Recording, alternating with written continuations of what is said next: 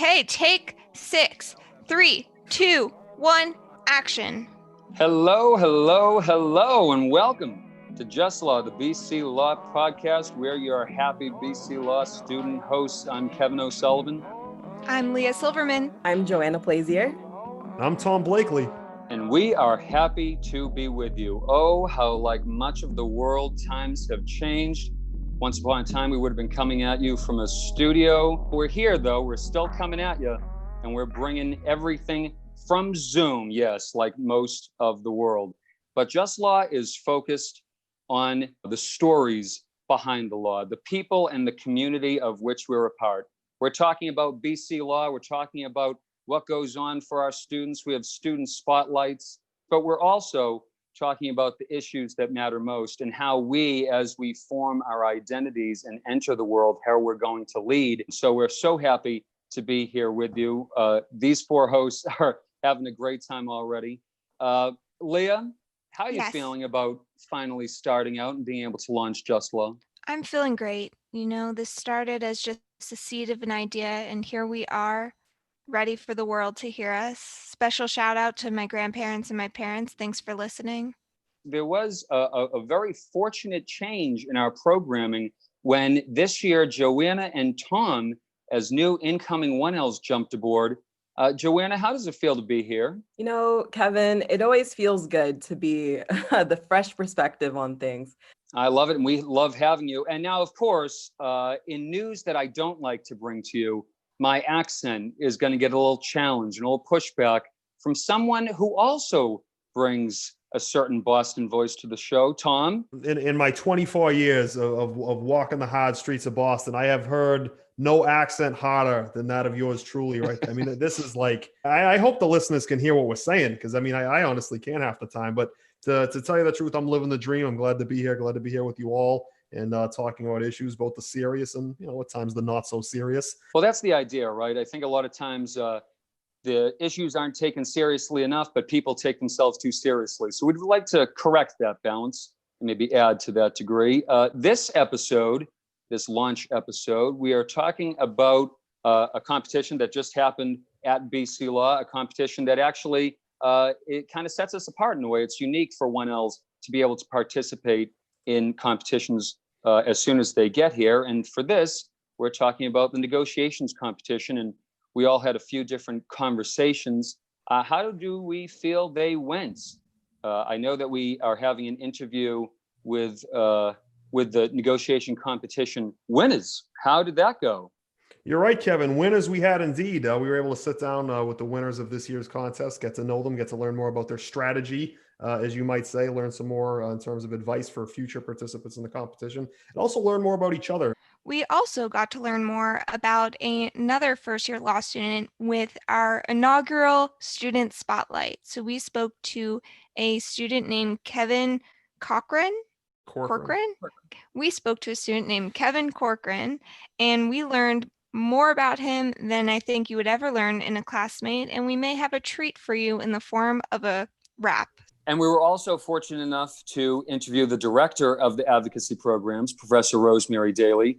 Professor Daly is a proud double eagle, BC and BC Law, and now stands at the helm of all advocacy programs, but also coaches and is coaching the negotiation team this year as they proceed to the regional round. So very excited to have her with us.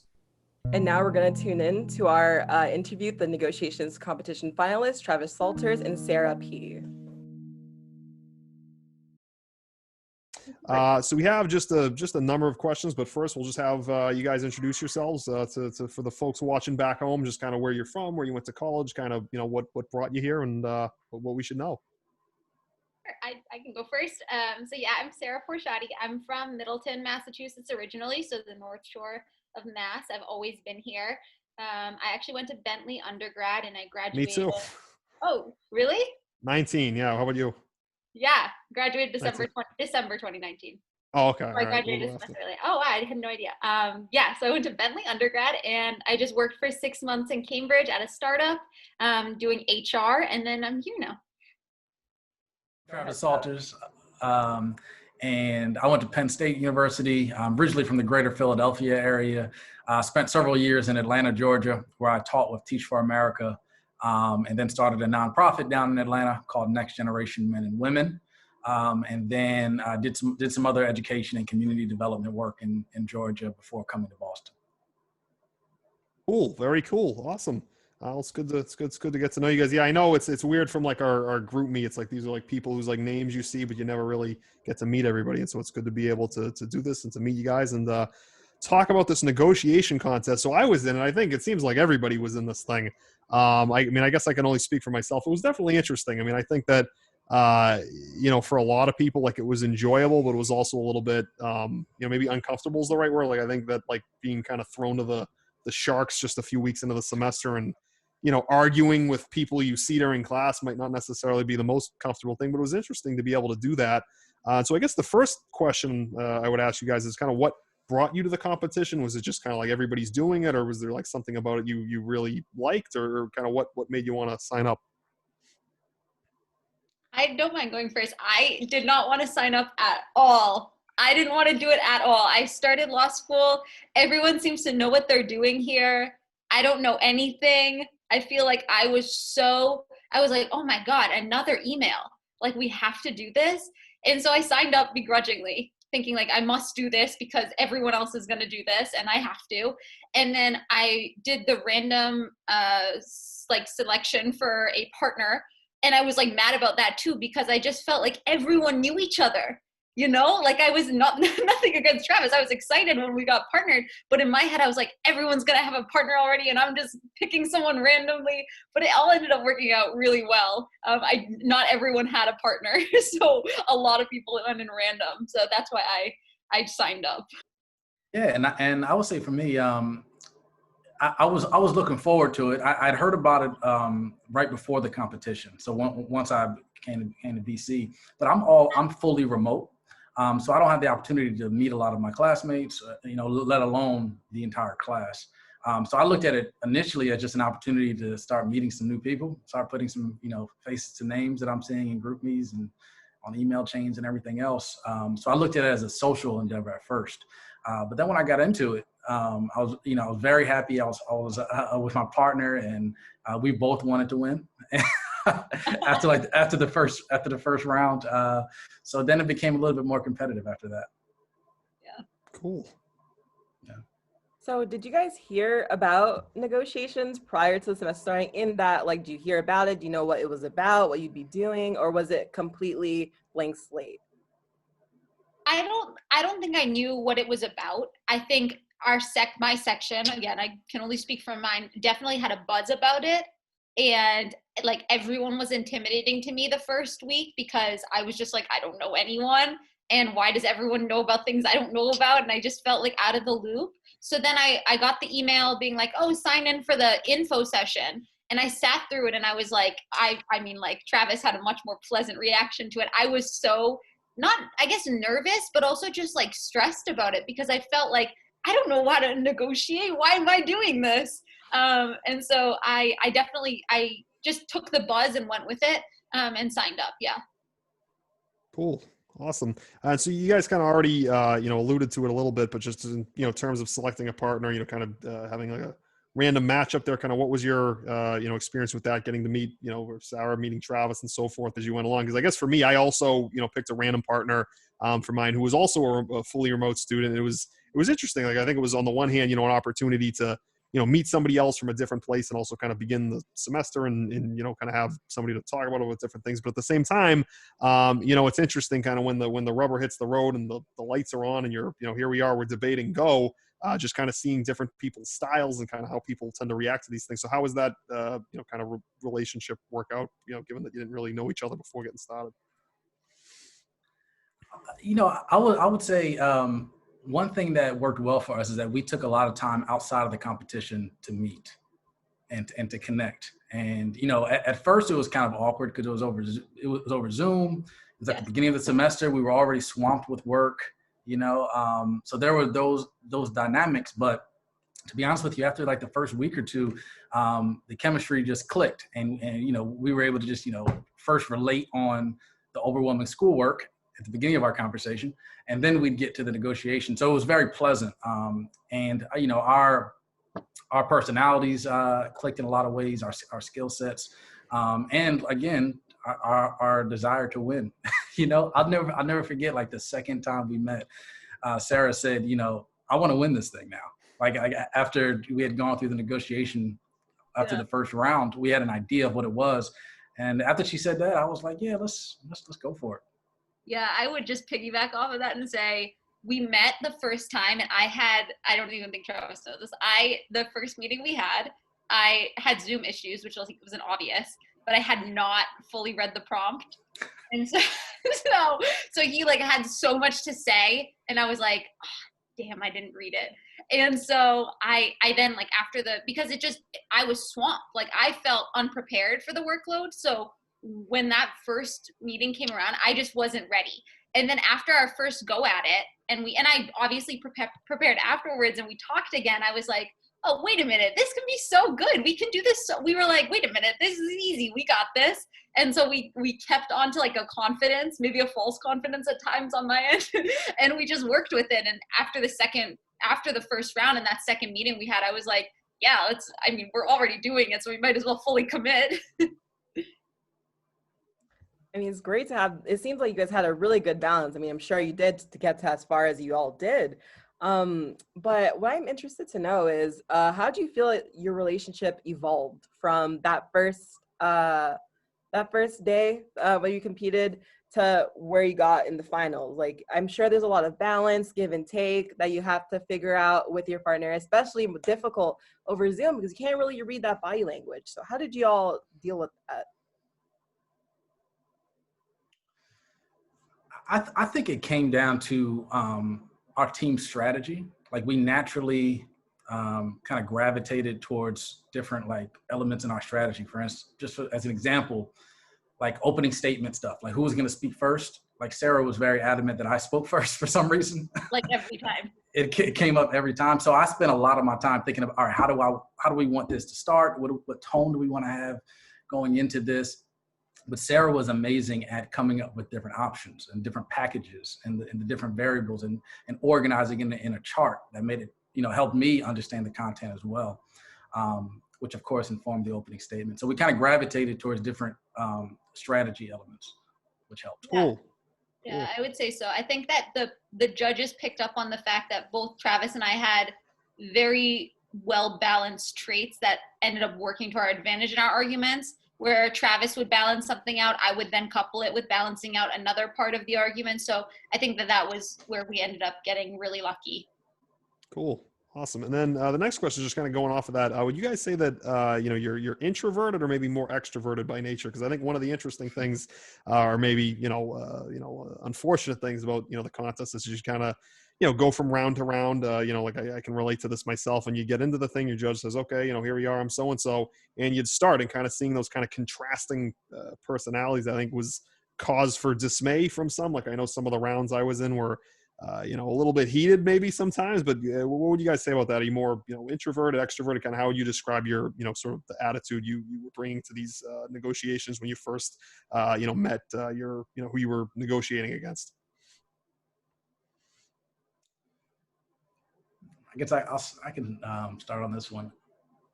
You know, I've always struggled with that question, whether I'm introverted or extroverted, because it really depends on the day for me. like I know it has something to do with energy and how you get your energy, but it really depends on the day. It can depend on the weather, for instance. Like, there's a lot to it. I think with this competition, though, you're kind of putting on a mask so much, and you were kind of stepping into like a role that it really didn't. I don't think that played a factor for me as much. I knew I was going to come out with energy, but I was going to be composed and poised, regardless of how they responded. And I think that kind of was overriding compared to like whether I'm extroverted or introverted naturally. Yeah, I would say the same thing. I would say my friends would say I'm an extrovert. I can be an extrovert in moments, but in law school, I don't think there's a lot of opportunity, especially being on Zoom so much. Like, I don't feel like an extrovert in law school. I feel like an introvert who is extroverted at times. And I think that I being in the competition, you just take on the role of, I don't think it's a question of more of, are you introverted or extroverted? Are you able to manage, again, I would say false confidence. Real confidence would be like, I actually know what I'm talking about and I have a JD. My false confidence as a 1L is this strong and I can just push through and just get to my point knowing that. And I think managing the confidence is what was most important in this. When they're like, all right, scene, like you guys are gonna start and be the lawyers. I was like, hee, look at me, I'm a big old lawyer, I'm representing, etc. Did you ever find those moments silly as well, or do you think it was easy to step into that role and become that person who you're representing? I think at the beginning of the negotiation, I tried to be serious as possible. In the back of my head, I definitely had the same thoughts. I was like, this is silly, but it's I had to fake it, right? But at the end, I always said scene. Like I always did that for some reason. I don't know why. So I definitely can relate to that. No, I definitely relate to Travis's point at the end of the thing, because I remember, doing these rounds, and I mean, I don't know what it was, but like ours would tend to be particularly like a little bit, it'd be not aggressive, but some tempers might flare at times. And so at the end, like I'd always try to say, all right, guys, well, that was, just try to like recognize the sort of the fiction of all of this, and Right. just try to reiterate that we're all, we don't actually dislike each other. We're not actually this cutthroat, or I don't know, maybe some of them are, but I don't know, I can only speak for myself. But I definitely hear that, like at the end of it, trying to say like, oh, hey, good job, and just trying to kind of bring it all around. So the next question would just be, really just going off of that, what was your experience with just sort of, the posturing, the bravado, kind of some of the, some of the acting, if you will, that would go on in these things? Because I know, just to just speak from experience with mine, sometimes people would, sort of act like they're on Judge Judy. Like some people really were feeling their oaths at times. So kind of how did you do kind of, in those moments where, maybe not necessarily tempers would flare, but,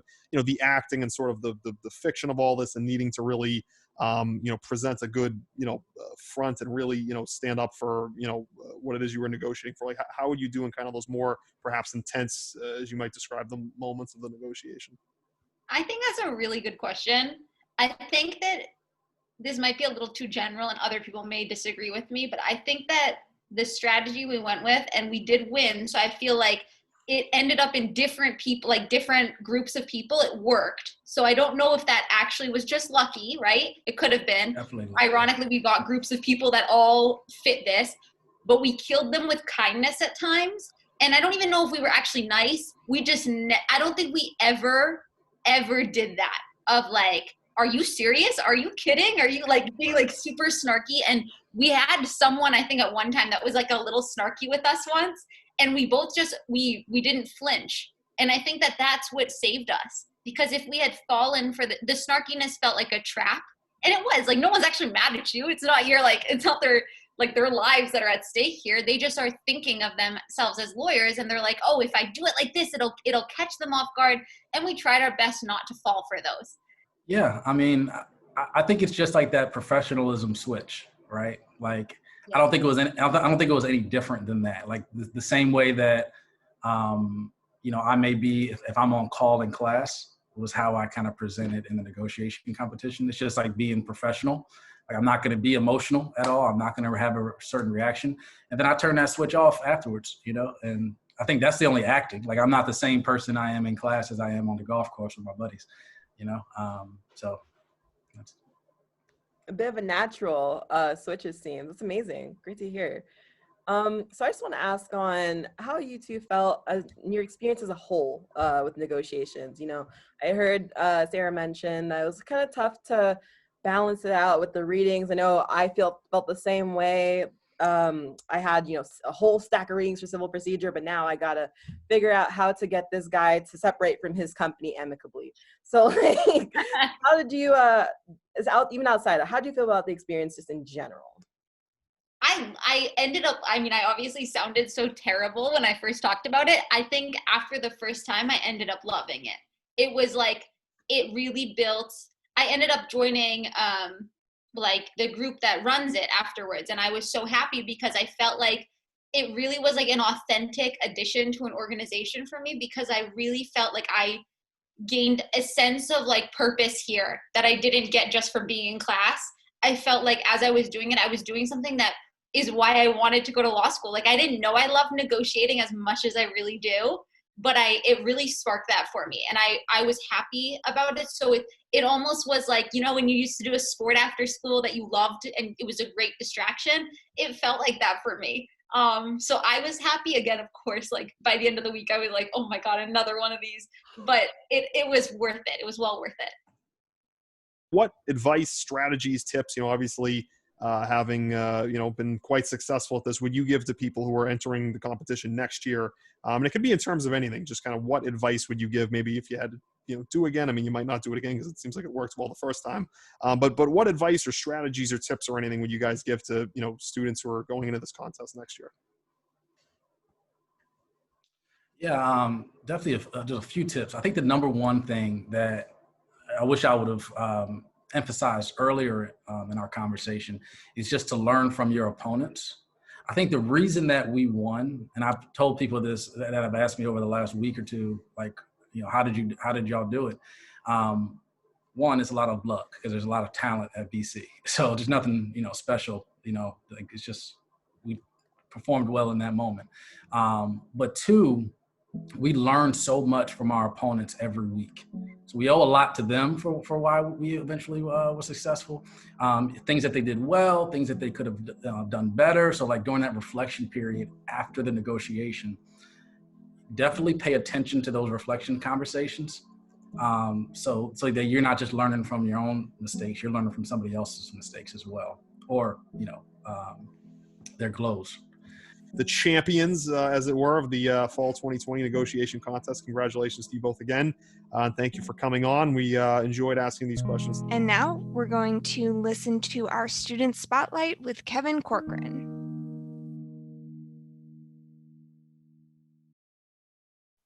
Yeah, okay, so Kevin, we'd like you to tell us where you're from, where you went to college, what you did before law school, and how have you felt about law school thus far? Sure. Thanks for having me on today. So happy to have you. I'm from Clearwater, Florida. I grew up in Florida, and then for college, I went to Northwestern University in Evanston. Before law school, I was working as a teacher in Jacksonville, Florida. I taught chemistry and earth science. I studied education and social policy and economics. And along with that, I also studied Chinese language for 2 years. I speak 4 languages total: English, Spanish, Japanese, and Chinese. Japanese, I'm just beginning. And honestly, I'm not gonna lie, I've really been enjoying my first year of law school. I have planned on going to law school since I was in high school. I kind of always knew I wanted to do government public policy work, and it's been a dream. Everything is great. I really enjoy getting to know my classmates. I enjoy being challenged in the classroom, and this is a different experience from my previous work experience, and I've tried to take advantage of every opportunity I can. Well, that sounds amazing. You seem like the model law student. Now we're going to move into some questions. So, Tom, if you want to take the first question. Yeah, sure. All right, Kevin. Well, the first question that we have for you is, I'm sure one we can all relate to, and is, did you pick up any quarantine hobbies? So I know, it's obviously differed, geographically throughout the year, kind of where things were, more of a lockdown perhaps than in other places, but I'm sure we can all relate. So the question is, anything you picked up, any kinds of things you did while you were hunkered down there that you'd like to tell us about? Yeah, I started doing high intensity interval training. So I'm like kind of lazy, and I was like a little bit heavier, and I'm still trying to get to like a healthier weight. So I started doing not like a longer workout like a jog, but just working out for 5 minutes and really like getting a sweat on. I also play chess and Settlers of Catan. I don't know if anyone plays it, but it's a really great board game. It's like Risk mixed with Monopoly, and you try to collect the victory points. It's my favorite game. I would play it if I didn't have reading and homework and stuff. Also, a little retro. I got a PlayStation 2, and I play those video games every now and then. I play like Spyro the Dragon just if I need like an hour to kill or something. Also have like Naruto, kind of like Street Fighter. And I also did some more cooking and baking. I learned how to make like a sauce from scratch, and I learned a couple like new recipes. Wow. Man of many talents. God, that sounds amazing. As a lazy person myself, I know how hard it is to get outside for the first 5 minutes. So, props to you. Okay, our next question for you is, what is your favorite study snack? Since you did do a little more cooking and baking, is that how you take your study break, by doing that? Or do you like a quick grab and go snack? That's a good question. I like almonds, but I have coffee like everywhere I go, and I have like this little cup. It's got a cat. Yeah, you know. I tried like I was spending a lot of money on Dunkin' and other coffees, so I usually just drink it black now with ice. It's kind of hard to Interesting. like focus without it. I remember one morning in class I didn't have a coffee, and I was looking at one of our professors talking, and I just left. I just wasn't there. So if we have any prospective students listening, coffee is the key to all success in class. You said that right. No, I mean, since I've started, I've been going to Dunkin'. I just get a large black, no sugar, no cream, because I'm, that's the way to take it. But yeah, I definitely really, I think Kevin as well. I believe don't you like bring, if I, when I glance over, don't you have like something to like prop up your casebook that I see you with, like equipment that you bring? Yes, I did purchase a book stand. It's like an easel, like you're over there painting. The I book needed stand is the best Oh, look at purchase that. for law school. I needed to get the $25 minimum to get free shipping on Amazon. So I figured might as well get something useful for class. Wow, excellent strategy. Well, all right. Our next question we want to ask, you said, you're originally from Florida, so you're obviously not, from Boston. I assume you're new to Boston. So the question is, what's your favorite thing to do here? I know there's, as many things are kind of shuttered and not the way they usually are. Maybe it's a little bit harder to kind of get out there and do different things. But thus far in your time in the Bay State, what's been your favorite thing to do or to see or place to go or so forth? During the summer, I really enjoyed going to Revere Beach. That was like really peaceful. And I also liked, just this past weekend, I went to the Arnold Arboretum. That was crazy seeing the leaves change. That's always, the first time I ever saw leaves change was like last year of high school. And like it still is kind of like nostalgic. It's just like important and like a good sight to see. Also, like Newberry Street downtown is like a good shopping area. Just like, look for clothes or snacks or cakes. My personal favorite cake place right now is called John Quill's. It's downtown. They do 3D printed cakes. So it's like apples with like little cubes. Amazing. You should try it. It's really good. Yeah, I'm big into the cake game. I'm huge into the cake. This brings us into our next round, which is still questions, but this is more of a game. And we're going to bring Tom in on this game just to see where you guys lie. And if you have any differences and if you want to debate them, feel free. Are you guys ready? Yep. I'm ready. Would you rather have all traffic lights you approach be green or never have to stand in line again? I would say have all the traffic lights be green, because I mean the amount of time that I spend banging the steering wheel in frustration at the many red lights and forlorn intersections in Massachusetts it just seems like I'm running into that a whole lot more than I'm waiting in lines, especially these days. I mean, we're not, kind of standing in like large groups as much. So I'd say I definitely have to go for the traffic lights. I'm gonna have to agree. I've always kind of been a fan of lines, to be honest. Like you can kind of see what's going on, who's in the crowd with you. But sometimes just in traffic, it's just too much. I would just prefer to have a straight commute home, like no problems. I was like in a car accident I also like there's roundabouts. Like I'm kind of new to that game. So I think green lights, it's clear, you know what's going on, you know what to expect. I've never heard someone say that they're a fan of lines, so that might be the most unpopular opinion of our entire podcast. So I I have appreciate to agree. that. You've had some unpopular opinions, but that takes the cake, pun intended. Our next question is, would you rather always be 10 minutes late or 20 minutes early? And I'm going to answer this one, and I'm going to say 20 minutes early, always. That is a tough one. I would also probably say 20 minutes early. I hate being late to things, almost like religiously so. So I don't think I could always be 10 minutes late to a meeting. And you would definitely get some looks in class because the doors in our building are so loud.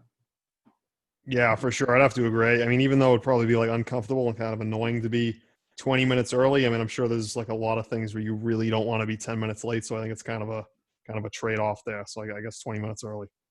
Okay, and then we have one more, and I think this one is really tricky, especially for law students, because we talk a lot and we read a lot. So, would you rather have to read aloud every word you read or sing everything you say out loud? So that means every word you're saying, you have to sing it, or every word you're reading, it has to come out of your mouth. You'd never be allowed in libraries again, or you probably wouldn't be allowed in a courtroom, or they'd laugh at you, which could be fun. It's a tough one.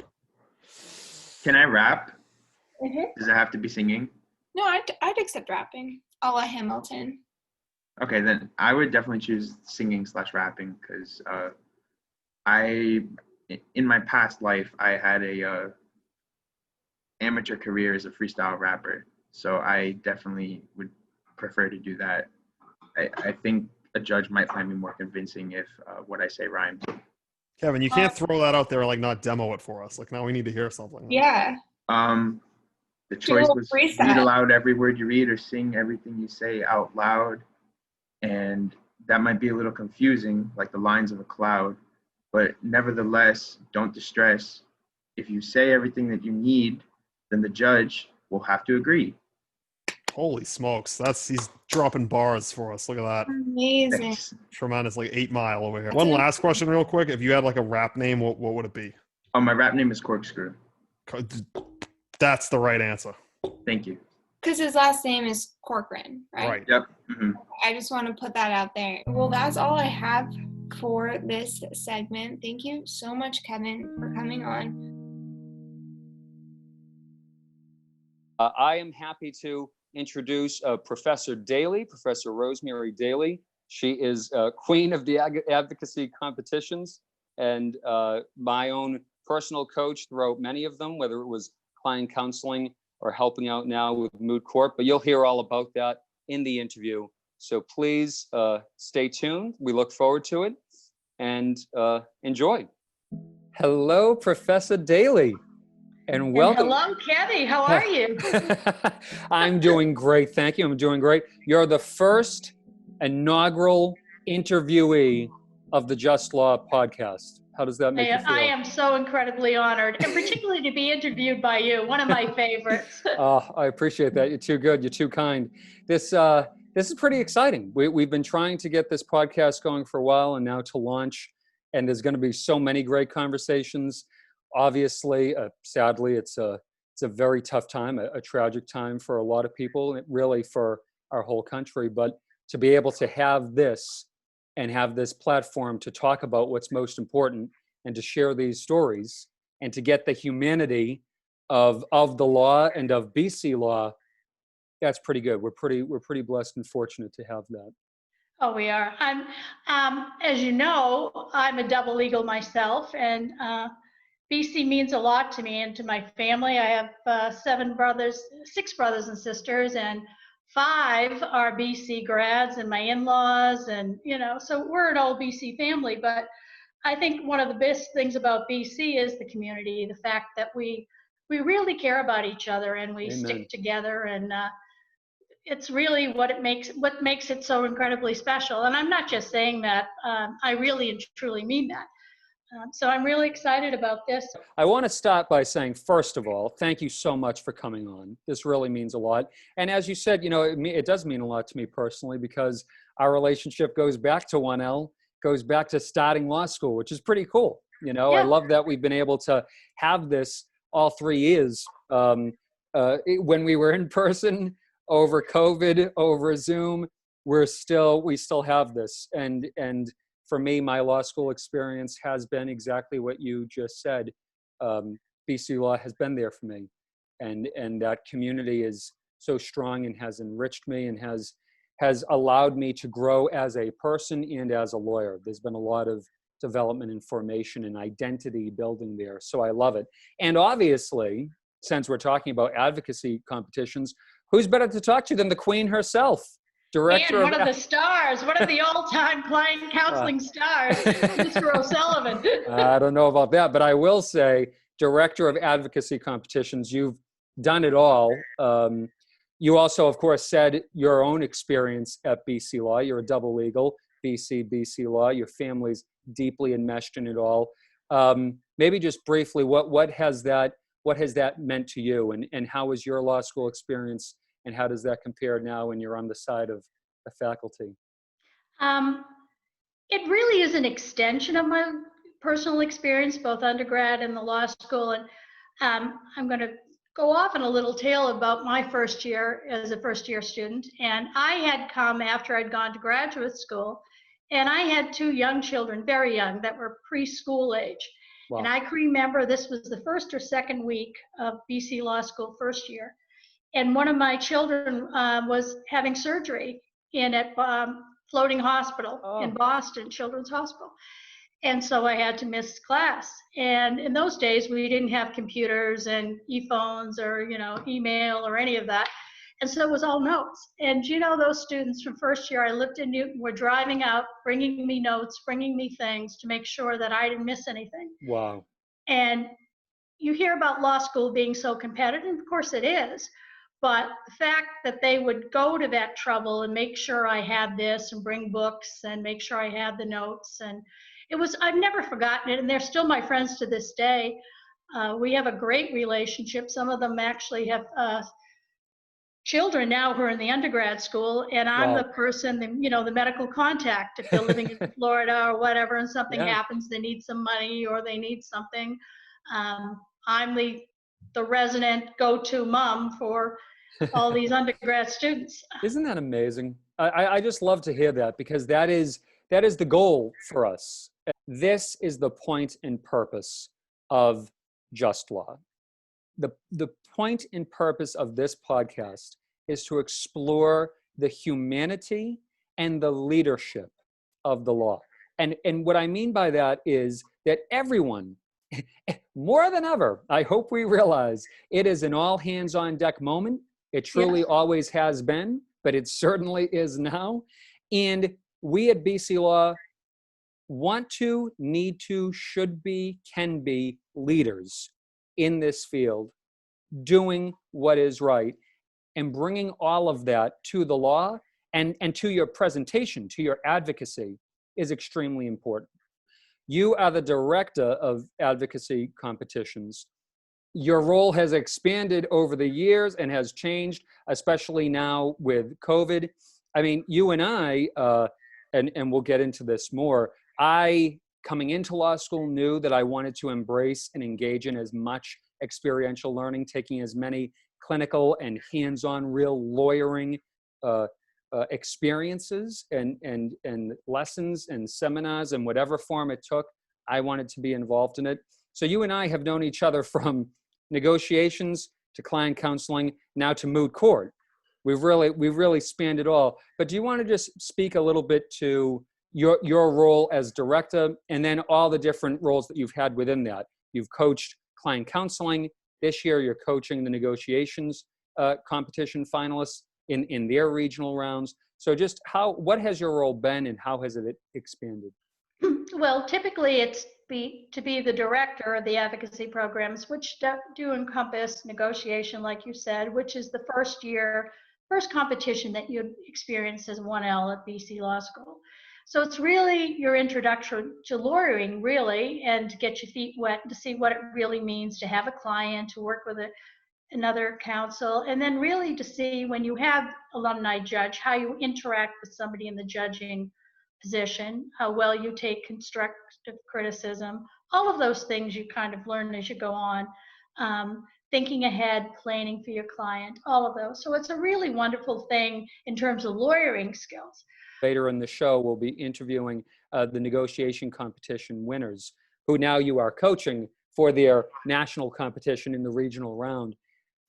You know, for me, looking back, 1L, you know, you're new to law school, you're still trying to meet people, you're trying to figure out where's my place in all this, what's my role, how do I best approach law school and immerse myself. And that negotiation competition happens right in October, or, you know, early.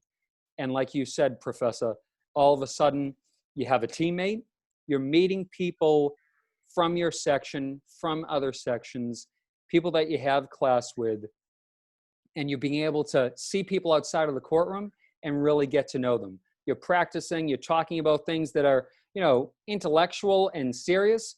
And then at the same time, you're developing this chemistry and teamwork that just allows you to have fun. And also through it all, to relax, you know, to acclimate to law school. That negotiation competition just made law school so much more accessible and really allowed you to wade in and get your feet wet and begin to really dive into, wow, I love this. This is what I've been looking for. It confirms so much for you. This is what I've been looking for, and now ready to take off with it.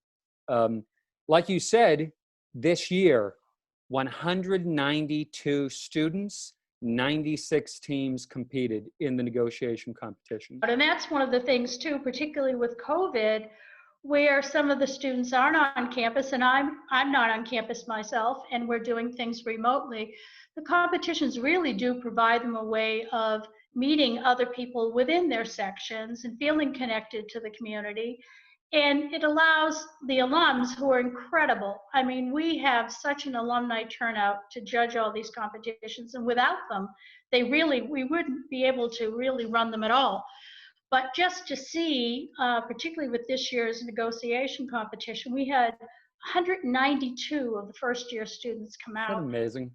It's amazing. And one of the things I judged, you know, some of the competitions, and one of the things that was so nice is for them to be able to realize that, you know, say you're remotely learning from wherever you are, be it Florida or New Jersey or something, and then to find out that you can meet other people in your section. Say, you know, I have a friend who goes to BC Law. Do you know somebody? Well, if you're not on campus, you may not. And so this is really great. You've got your teammate, you can meet with them, and afterwards we always chat, and we have a little bit of critique of the students and a little bit of feedback, and it's just really nice. One of my friends actually has judged negotiation. She was getting thank you notes from the students, you know, saying, you know, how great it was, how much, you know, they appreciated her feedback. And I just think that that really gives us some kind of a sense that we're not, you know, wherever you are and I'm down, you know, another place, or I'm at the Cape, or somebody's in California, we feel connected. And Yes. It's a great opportunity because it gives us, like we were talking about, the teamwork. It does give you a sense of camaraderie and a sense of teamwork, and you meet the students that you can work with. And really, in the practice of law, you don't necessarily have to know everything, but you have to be able to find it out, or know somebody who can direct you in the right way. And so the longer you practice, and I still do, the more you realize that those are the connections that you need. I love it. You can reach out to somebody, and if you don't know, someone's got your back. You know, you can Yes. call somebody and say, hey, this is the first time I've ever done this. Can you help me out or send me in the right direction? And it goes on and on. It just doesn't Exactly. end when we left the door. So I think that's what was really particularly important about it. I love that. Yeah. I love that. I had no idea what negotiations really even was. Negotiation, what does that mean? How does that work? How can that even be a competition? Because, all right, you want this, I want that. How does that work? And all of a sudden, what you develop just through doing it, you develop this style and this practice of how to best achieve a compromised outcome that somehow, you know what? There's space in between what you and I want. I move, you move, we figure out how to move each other, and we end up where is best based on what we can both give and take. And in a way, I shouldn't even say in a way, that is the lesson of today in so many ways. But to be able to learn how to do that, and to be able to truly move, stay strong in your own position, know the other side, have that awareness, move the other person. I mean, really, it doesn't get better. So my question in all that is, what does the negotiation competition best teach? What does it best prepare law students for, especially 1Ls? Working with others, learning how to compromise, learning to figure out what your ultimate goal is, or your interest, figuring out what is your goal, what do you really want to happen, and not get bogged down in minutia, because sometimes you can give a little and still get ahead, just like you see in a appellate argument. You might concede a point, but you don't concede something that necessarily is going to hurt you. And I guess particularly in these times where so many people are at each other and not listening to each other, and maybe using words or terms that may not be what I mean when I say something, because we don't understand each other's language. We might not be expressing ourselves in words that somebody else understands. So being able to really listen to people and figuring out what they really want and how we have common goals and common interests. And that plays out for everything that's happening now. If people would only be able to negotiate things, we wouldn't be all so stressed out about what's going on in the world right now. So I think it's just one of the best life lessons you can have. I love what you just said there. I couldn't agree more with that. And this is something that I've experienced over the years, over my cumulative whole law school time. The path towards identity building, I find fascinating to begin with.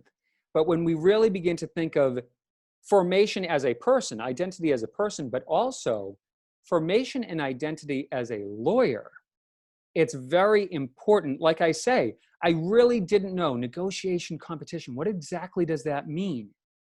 And now I look back and I say, it was foundational, formative, I loved it, and it set me up for the rest of law school. It made 1L, I loved it. 1L was going to be amazing anyway, I'm not going to lie to you. But it added so much, and it allows you to develop, like you say, where do I really want to be? I think I want this. Do I actually? Let me try on something I never thought of. Wait a minute, I love that. So it really does, it's breadth and depth. It opens you up to so much. And I love that part of it. Maybe the best way to finish our conversation, you alluded to it before, you judged me in negotiation competition, correctly, I must say. You then coached Abby and I in the client counseling competition.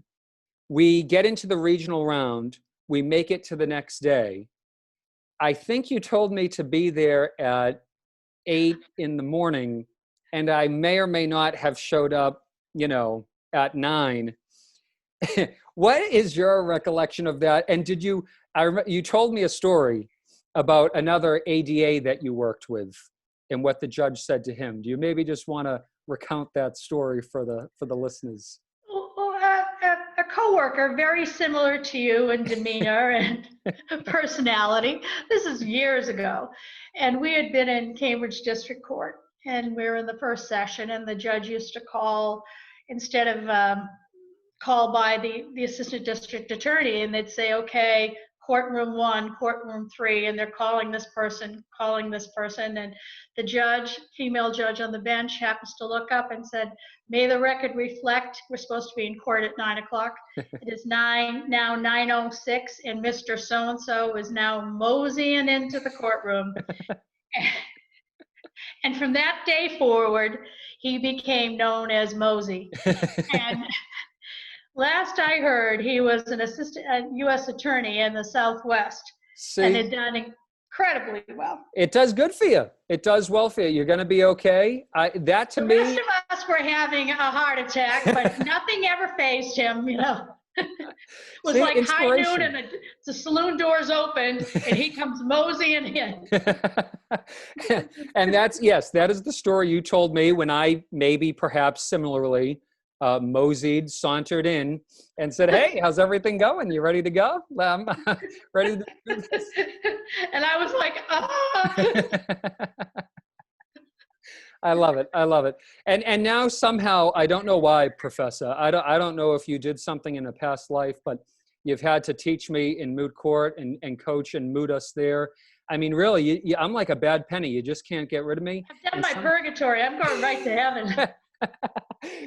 Your torture doesn't end. I'm sorry. I don't know what to say. But somehow, I must say, from this side of things, I've absolutely loved it. And I love you, Professor. I couldn't appreciate you more. Well, the feeling's mutual. And by the way, we have a mooting date coming up soon. So I need that brief. I can't wait. I hope you absolutely take it to us. Me especially. I want to be. Oh, you know I will. You don't even have to ask. The hot bench. Hot bench. And tough questioning is coming. I love it. I love it. Thank you. Thank you. Thank you. Thank you so much for being on here. Welcome. It's been a pleasure. Thank you, Professor. It's been great.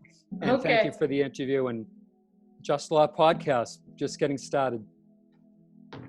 And that's all we have for you. Thank you so much for tuning in. We are happy that we get to be in your headphones and on your speakers. I'm Lea Silverman. I'm Joanna Plaisier. I'm Kevin O'Sullivan. I'm still Tom Blakely. And we will see you next time. If you want to reach out to us and give us some comments, compliments, you can email us at justlawpod@bc.edu.